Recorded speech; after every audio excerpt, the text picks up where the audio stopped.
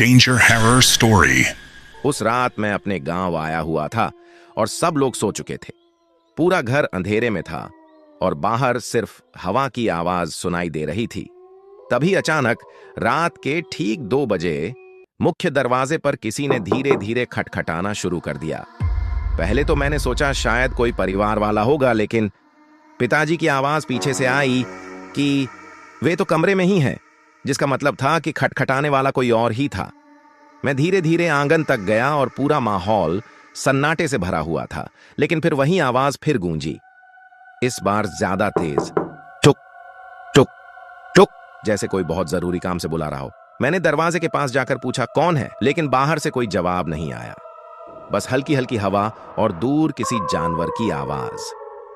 तभी ऐसा लगा जैसे दरवाजे के बाहर कोई चल रहा है।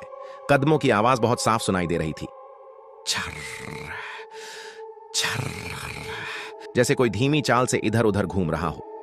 मैं डरते डरते दरवाजे के नीचे झुककर देखने की कोशिश करने लगा, लेकिन वहां कोई पैर नहीं दिख रहा था।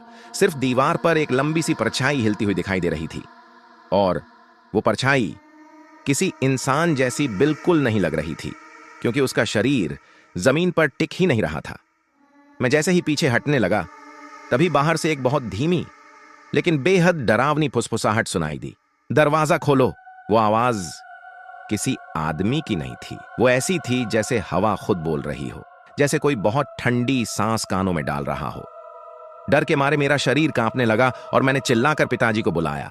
पिताजी तुरंत कमरे से बाहर आए और दरवाजे की तरफ देखकर जोर से बोले, जो भी है इस घर से दूर हो जा। और जैसे किसी ने आदेश मान लिया हो, वैसे ही एकदम से सारी आवाजें बंद हो गईं, नॉकिंग रुक गई, फुसफुसाहट गायब हो गई और परछाई दीवार से गायब हो गई। पूरी रात हम सब नहीं सो पाए। अगले दिन सुबह जब हमने दरवाजा खोला तो मिट्टी पर किसी भी इंसान या जानवर के पैरों के निशान नहीं थे, लेकिन दरवाजे पर अजीब उंगलियों के निशान थे, लंबी टेढ़ी, किसी मानव जैसी बिल्कुल नहीं। आज तक हमें पता नहीं चला कि रात के 2 बजे दरवाजे पर कौन आया था और क्यों आया था, लेकिन गांव में आज भी लोग कहते हैं कि उस रास्ते पर एक परछाई भटकती रहती है, जो सिर्फ रात के 2 बजे किसी का दरवाजा खटखटाती है, और अगर कोई दरवाजा खोल दे तो वो कभी वापस नहीं आता।